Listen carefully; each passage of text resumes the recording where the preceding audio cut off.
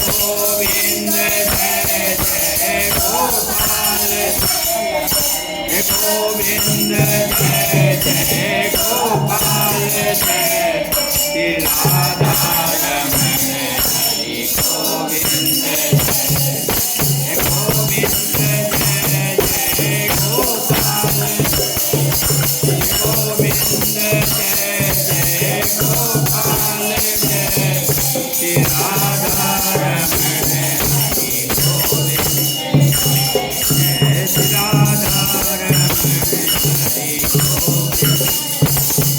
बोले श्री रामचंद्र भगवान की जय। धर्म की धर्म की अधर्म का अधर्म का हमेशा अधर्म का नाश। अधर्म यानी काम क्रोध लोभ मोह अहंकार। काम क्रोध लोभ मोह और अहंकार जब भी अधर्म होता है इन पांचों के कारण होता है, छठा कोई कारण नहीं। या तो लोभ होगा, लोभ के वशीभूत होकर हम क्या करते हैं, दूसरे का सामान हड़पने की कोशिश करते हैं, कम तोलते हैं लोभ के वश, ज़्यादा प्रॉफिट लेते हैं लोभ के वश, सामान कम देते हैं लोभ के वश, किसी का हिस्सा होता है उसको ना दे करके खुद ले लेते हैं लोभ के वश। लोभ और कई बार मोह के कारण। मोह के कारण क्या होता है कि दूसरे बच्चे की चीज़ अपने बच्चे को देते हैं। बंटवारा भी जिसमें मोह ज़्यादा होता है उसको ज़्यादा दे देते हैं। बंटवारा जब होता है मोह के वश, और वही पाप है।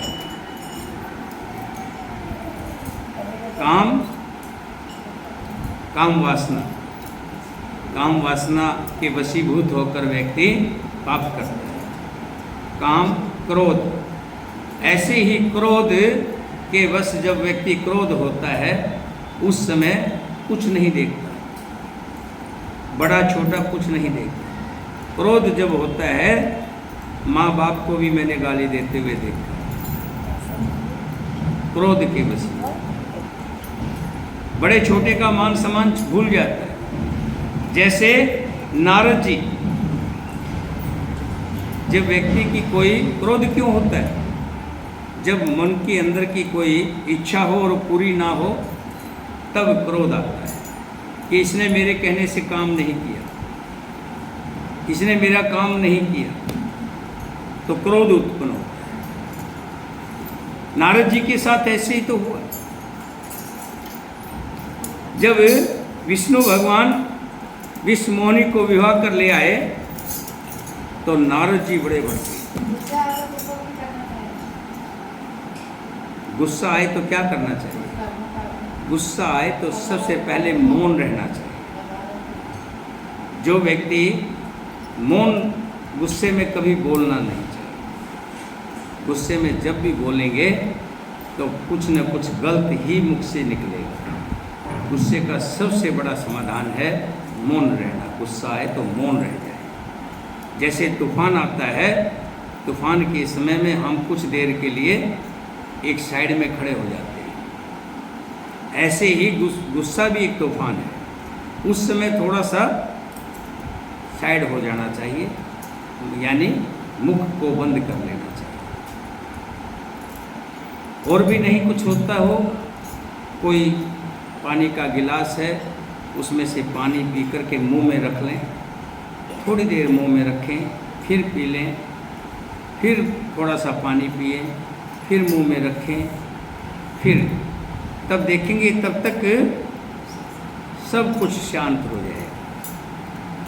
फिर आप शांति से बोलेंगे तो आपके मुख से जो भी बात निकलेगी शांति प्रिय निकलेगी, हल के लिए निकलेगी, झगड़े के लिए नहीं निकलेगी। अब नारद जी बड़े गुस्से में कहते हैं कि इतना गुस्सा था नारद जी का, बहुत अपने आप से बाहर। कह रहे थे कि मैं देखता हूँ जा करके, अब तो मैं श्राप दूंगा। देऊं श्राप कि मरहूँ जाई, जगत मोर उपहास कराई।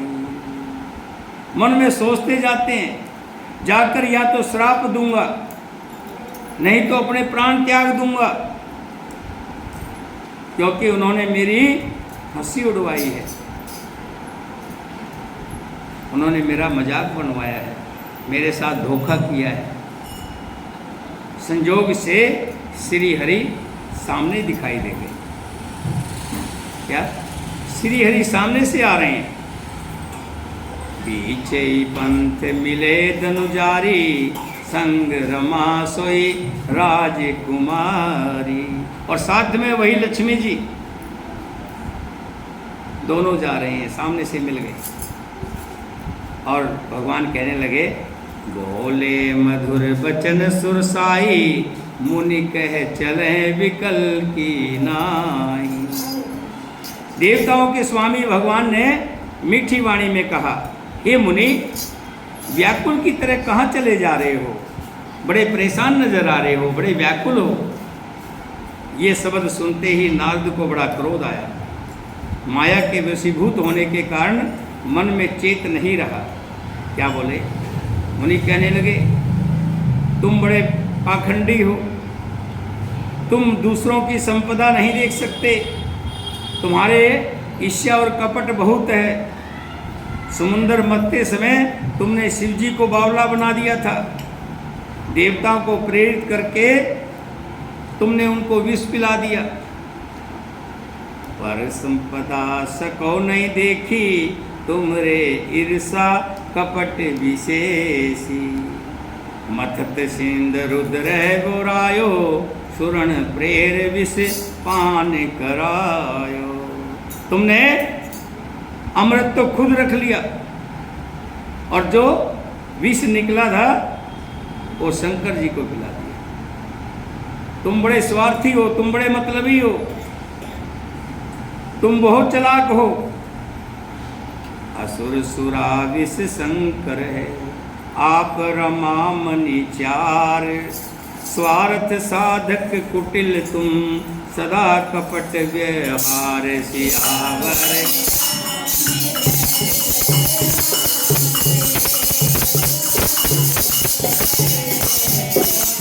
बोलो श्री राम जय राम जय जय राम। बोलो श्री राम जय राम जय जय राम। बोलो श्री राम, बोलो श्री राम जय राम जय जय। दीन दयाल विरद ब्रह्मारी, हम संकट हार। श्री राम जय राम जय जय राम। बोलो श्री राम जय राम। नारद जी कहने लगे, तुम बड़े धोखेबाज हो, तुमने राक्षसों को तो मदिरा दे दी, शिव जी को जहर दे दिया, और खुद लक्ष्मी जी को ले आए। तुम बड़े धोखेबाज और मतलबी हो, सदा कपट भरा व्यवहार करते हो। तुम संतर्क हो, तुम्हारे सिर पर कोई नहीं है कहने वाला। इससे जब जो मन में भाता है तुम वही करते हो, किसी के भले बुरे की कभी नहीं सोचते। सबको ठग ठग कर परख गए हो और अत्यंत निडर हो गए हो। इसी से ठगने के काम में मन में सदा उत्साह रहता है। शुभ अशुभ कर्म तुम्हें बाधा नहीं देते। अब तक तुमने किसी ने ठीक से नहीं मिले हैं। कोई कौन कह रहा है? नारद कह रहा है कि तुम्हें अभी तक कोई ठीक का ढंग का मिला नहीं है। तुम सभी के साथ धोखा करते हो और कुछ नहीं जानते। ऐसी बात कौन बोल सकता है? कौन?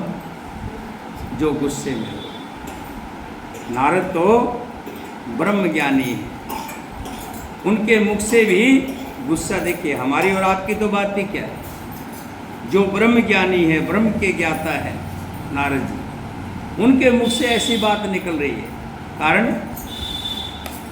कारण क्या है? क्रोध, क्रोध, क्रोध। अब कि तुमने अच्छे घर बना दिया है, जैसे जैसे जबरदस्त आदमी छेड़खानी की है, अतः अपने किए का फल अवश्य पाओगे। जिस शरीर को धारण करके तुमने मुझे ठगा है, तुम भी वही शरीर धारण करो, ये मेरा श्राप है। तुमने हमारा रूप बंदर सा बना दिया था, इससे बंदर ही तुम्हारी सहायता करेंगे। मैं जिस स्त्री को चाहता था उससे मेरा वियोग कराकर तुमने बड़ा अहित किया है, इससे तुम भी स्त्री के वियोग में दुखी होगे।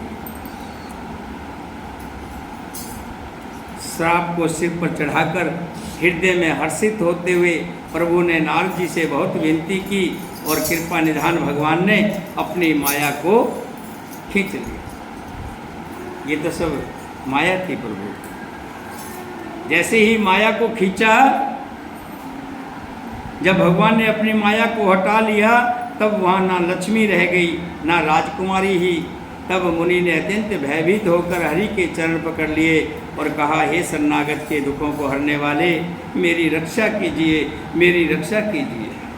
देखिए जब क्रोध खत्म होता है, जब शांति आती है, जैसे तूफान चला जाता है, तब देखते हैं कितना नुकसान हुआ। ऐसे ही जब क्रोध शांत होता है तो व्यक्ति सोचता है, ओहो मैंने क्रोध में किसको मार दिया, किसको बुरा अच्छा कह दिया। लेकिन कहते हैं तब पछताए क्या होए जब चिड़िया चुग गई है। क्रोध में व्यक्ति क्या क्या कर देता है। ऐसे ही नारद जी चरणों में पड़ गए और कहने लगे, मिर्षा होए मम श्राप कृपाला, मम इच्छा कह दीन दयाला। मैं दुर्वचन कह बहु तेरे, कह मुनि पाप मिटे किमि मेरे। हे नाथ, मैंने जो श्राप दिया है वो मिथ्या हो जाए। मैं कह रहा हूँ मैंने श्राप दिया है वो मिथ्या हो जाए, और मेरे पाप कैसे मिटेंगे। मैंने आपको अनेकों खोटे वचन कहे हैं। तब भगवान ने कहा, जपो जाए शंकर सतनामा, होय हृदय तुरंत विश्रामा। कि तुम जाओ, जाकर शंकर जी के सत नाम का जप करो, इससे हृदय में तुरंत शांति होगी। शिव जी के समान मुझे कोई प्रिय नहीं है, इस विश्वास को भूल कर भी नहीं छोड़ना। हे मुनि, पुरारी शिव जी जिस पर कृपा नहीं करते वो मेरी भक्ति नहीं पाता। हृदय में ऐसा निश्चय करके जाकर पृथ्वी पर विचारो, अब मेरी माया तुम्हारे निकट नहीं आई। बहुविधि मुनि प्रबोध प्रभु, तब भय अंतर ध्यान। सत्यलोक नारद चले, करत राम गुण गान सियावर। प्रभु राम जय जय मंगल भवन मंगल हारी।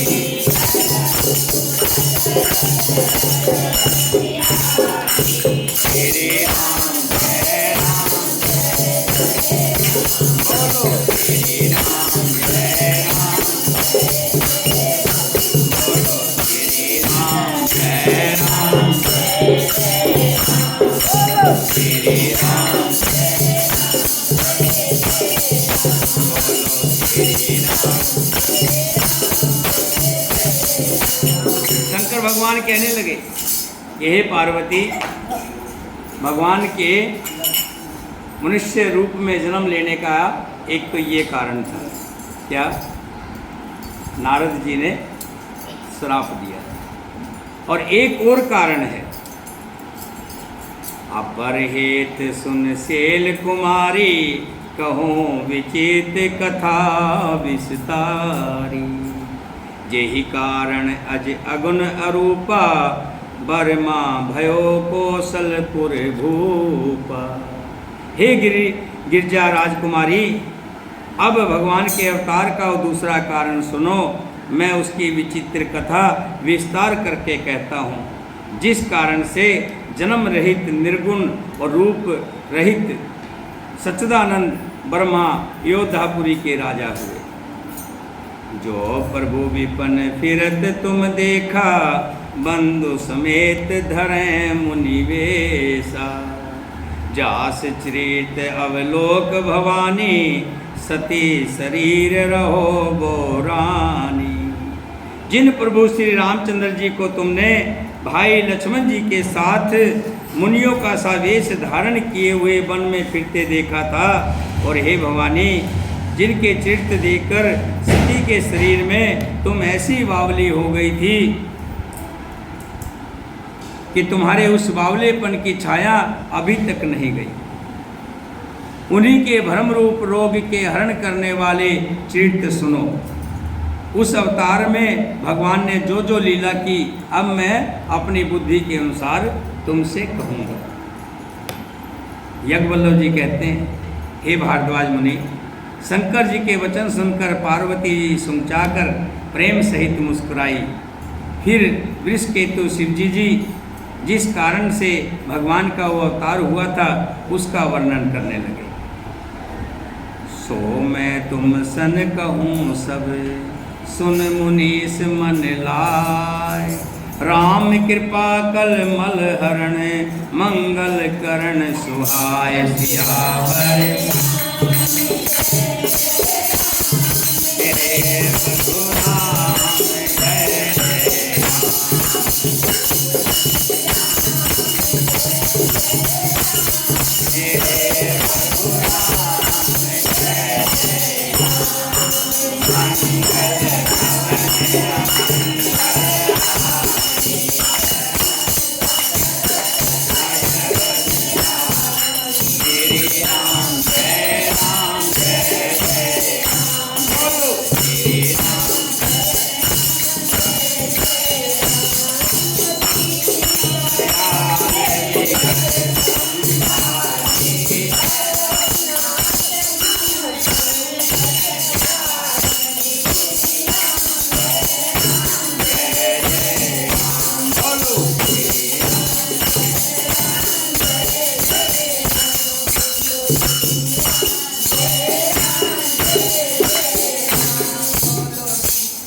हे मुनीश्वर भारद्वाज, मैं तुमसे कहता हूँ, तुम मन लगाकर सुनो। श्री रामचंद्र जी की कथा कलयुग के पापों को हरने वाली है, कल्याण करने वाली है और बड़ी सुंदर है। भगवान का नाम कल्याणकारक तभी होता है जब उस ध्यान से सुना जाए। आप डॉक्टर के पास गए, डॉक्टर ने आपकी नब्ज देखी, नब्ज देख करके पर्चा लिख दिया, पर्चा लिया, स्टोर से दवाई ले ली, दवाई ले आए और रख दी, और उस दवाई का सेवन नहीं किया तो रोग कभी नहीं जाएगा। कथा जब तक ध्यान से सुनी ना जाए और नियम से उसका पालन ना किया जाए, कथा सुनने का कोई फायदा नहीं। कथा बड़े ध्यान से सुनी जाती है और कथा का परहेज है, जैसे दवाई का परहेज होता है, कथा का परहेज है खुद बातें ना करें और कोई दूसरा करता हो उसको भी शांत रहने के लिए कहें कि भी मत बोलिए। और जब कथा हो रही हो तो उसके अंदर गोता लगाइए। साक्षात भगवान की कथा में आपको भगवान के दर्शन नहीं हुए तो कहीं भी भगवान के दर्शन नहीं होंगे, संसार में कहीं भी घूम लीजिए। क्योंकि गंगा में गोता लगाने से ही व्यक्ति शुद्ध होता है, और राम कथा के अंदर ही बैठ के ज्ञान प्राप्त होता है। इसके अलावा कहीं भी ज्ञान नहीं होता। तो कथा में बैठकर कथा ज्ञान लेना चाहिए। जैसे स्कूल की क्लास में बच्चा बैठता है और जो कुछ उसको सिखाया जाता है, बताया जाता है, जब वो ध्यान रखता है तभी वो सीख पाता है। नहीं तो जैसा निखट्टू उसको दाखिल कराया था वैसा ही निखट्टू का निखट्टू रह जाता है, बिना पढ़ा बिना अक्षर का रह जाता है। तो कथा का सबसे बड़ा महत्व है कि कथा को ध्यान से सुनना चाहिए। हे मनीश्वर भारद्वाज, मैं वो सब तुमसे कहता हूँ, मन लगाकर सुनो। श्री रामचंद्र जी की कथा कलयुग के पापों को हरने वाली है, कल्याण करने वाली है और बड़ी सुंदर है। स्वयंभो मनु अर सतरूपा, जिनते भय नर श्रेष्ठ अनूपा।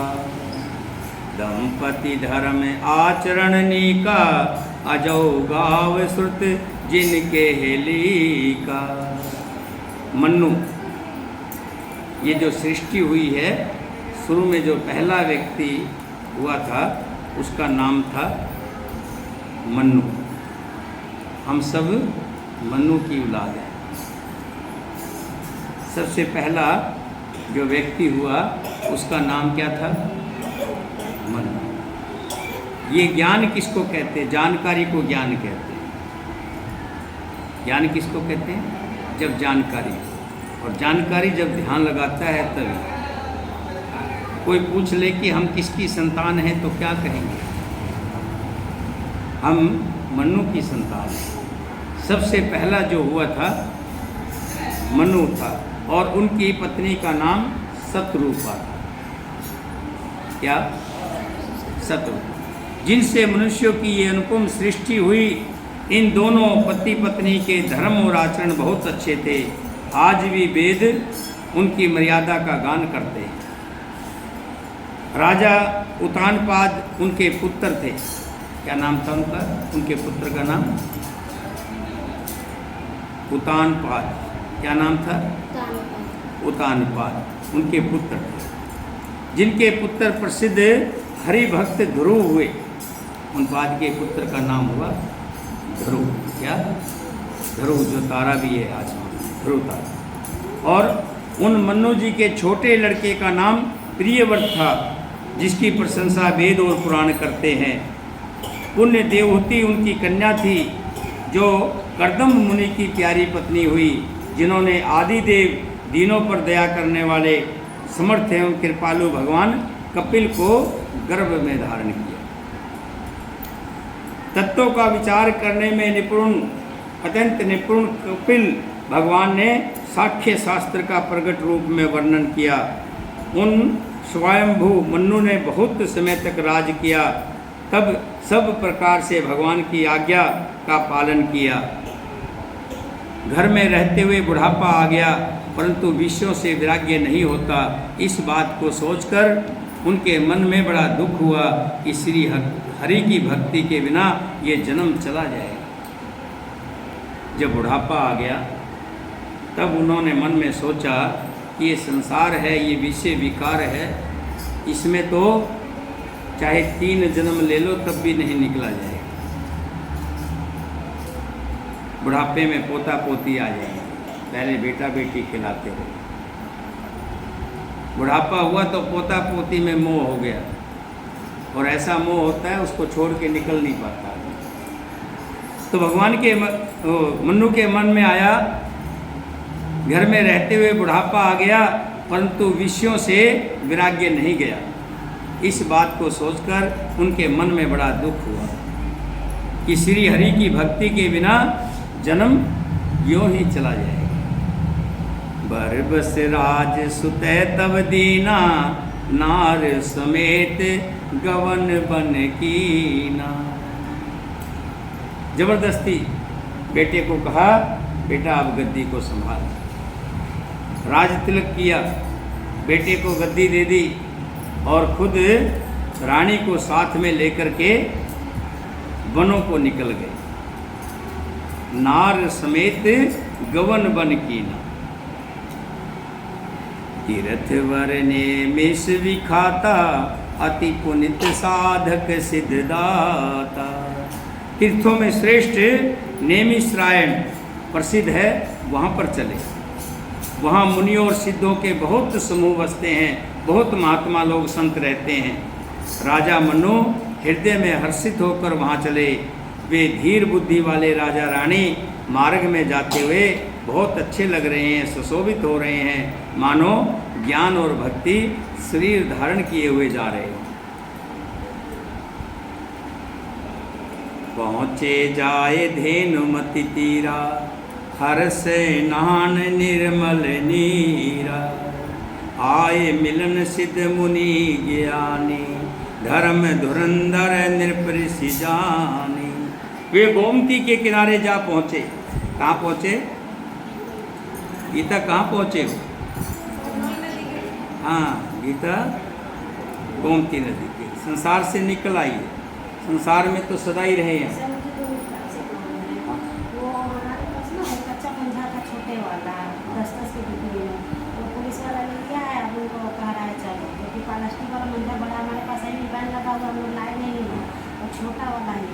छोटे भाई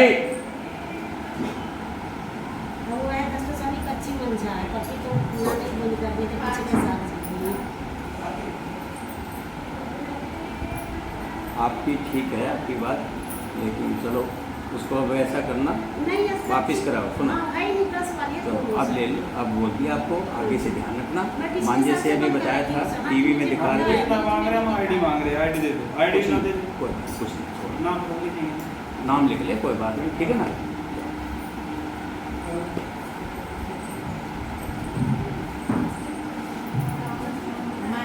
मांझा से किसी की गर्दन कट गई, इसलिए पुलिस वाले दुकानों से बंद नहीं करवा रहे हैं और कह रहे हैं भैया ये मत रखो जिससे नुकसान हो किसी को।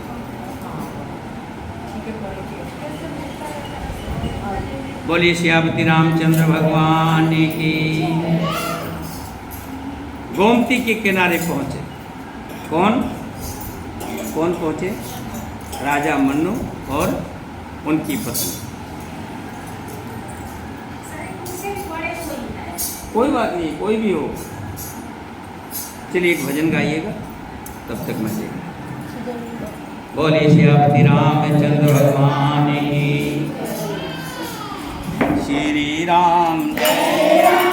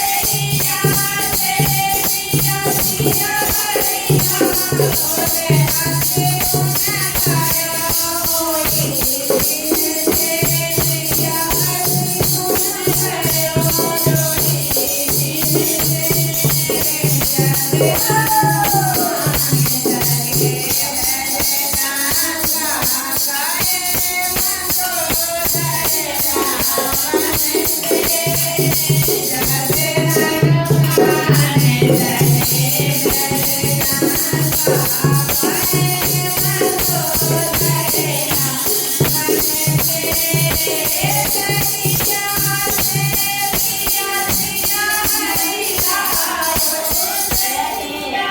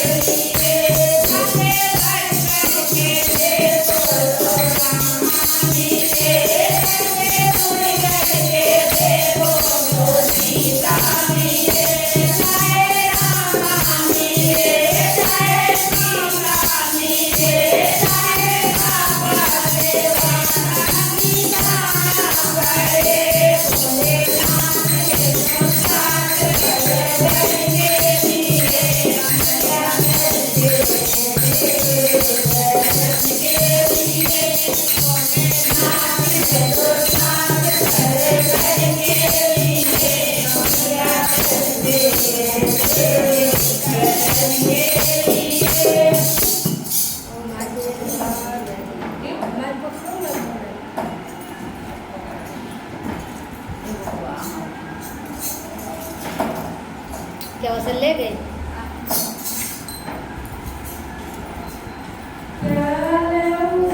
Yeah.